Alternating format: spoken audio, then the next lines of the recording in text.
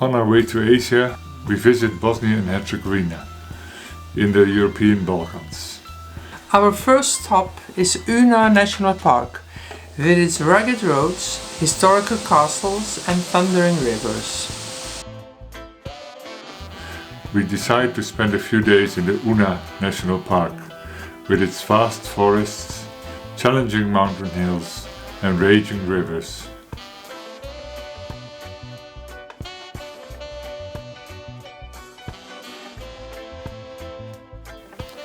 The Una River largely forms the western border between Bosnia and Croatia. In this season, autumn 2022, the river is swollen and runs rapidly in the Una Valley of the national park.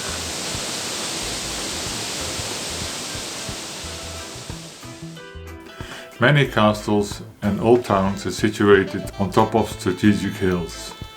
We visit Stari Grad Ostrovica, that rises high above our lodging town of Kulen Vakuf. We follow the indicated road from main road R408. It leads up a steep road that later transforms into an unpaved track, of which we wonder whether this is really intended for driving with a car. Our Milady Landy is in its element, of course, and we love to drive this trail.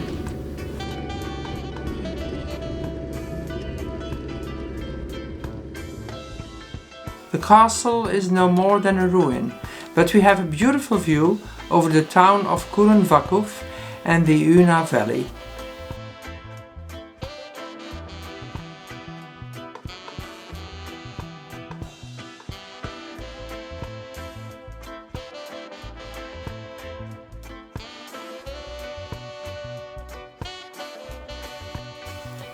In the Una National Park, 3 rivers flow together.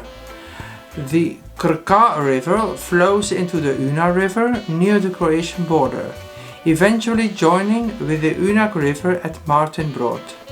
Together they form numerous waterfalls. The Strbaki Buk waterfall is the largest and most famous waterfall in the park. In summer there is even rafting on this huge flood of river water. We are lucky with the autumn weather. Several days of rain have made the river swell and the waterfall is enormous. A lesser known fall, but in this season even more impressive, is the Martin Brod waterfall. The water thunders off several cliffs and finds its way between bushes and trees. The spray of water dampens our clothes and glasses.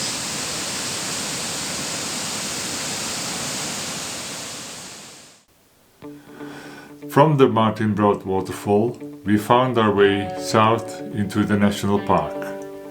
The trail we follow leads along a railway track on one side and the Una River on the other side. Much of the river forms the border between Bosnia and Croatia.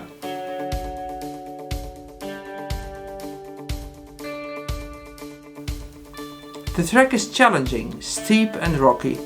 Some parts are slippery because of the rain that has fallen in recent days.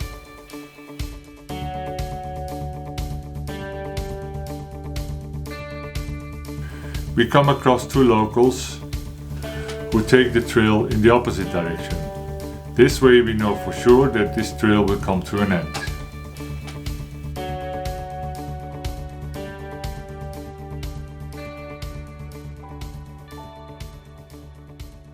The history of the breakup of former Yugoslavia is still visible in the landscape, the ruinous houses and the numerous cemeteries we pass on our travels.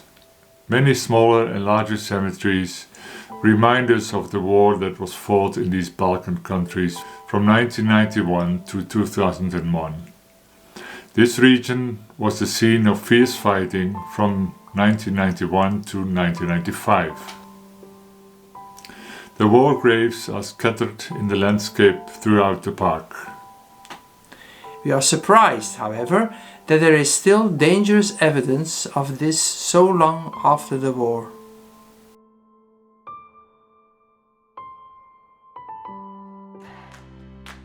The Una River has swollen and overflows the riverbanks in many places. The bridge near Martinbrod has been replaced by a temporary Bailey bridge.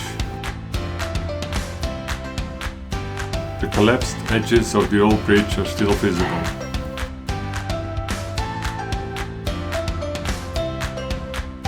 The second bridge we cross is more challenging. The stone pillars are heavily attacked by the thundering water, and the road deck is no more than some timber beams and planks. It takes some persuasion to cross this bridge, but after a short inspection by Hertjan, we decide to use the newly constructed bridge deck.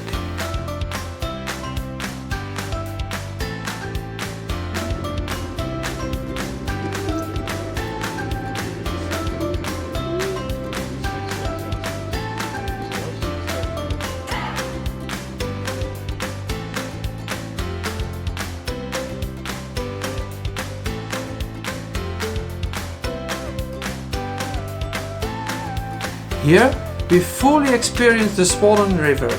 Two mountain streams flow over the trail and we hesitate to cross this section.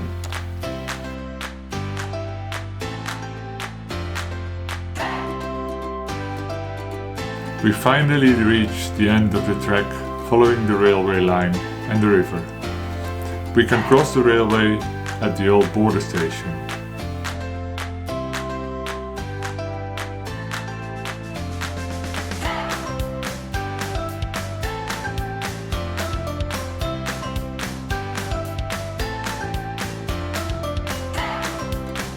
The trail through the forest leads us to a plateau with some houses. We are back in the inhabited world.